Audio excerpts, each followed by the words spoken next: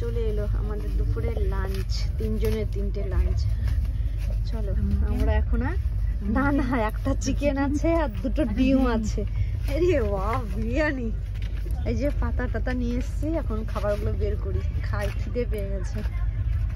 কত কিছু দিয়েছে, দাঁড়ান দেখাচ্ছি, বের টের করে দেখাচ্ছি। দিয়েছে আর 2টো পেপার বের করো, পেপারটা।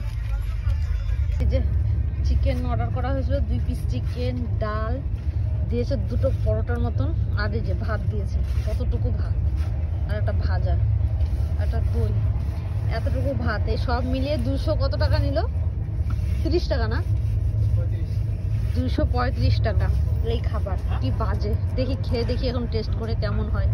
এতটুকু মানে ভাতও দিয়েছে, কতটুকু একটা। এই তো আমরা ডিম ভাত অর্ডার করেছিলাম, দিয়েছে 2টো করে ডিম দিয়েছে, ডাল দিয়েছে, ভাজা, চাটনি, এই তো রুটি আর ভাত। আর একটা পেঁয়াজটা অবশ্য বাড়ি থেকে নিয়ে এসেছি।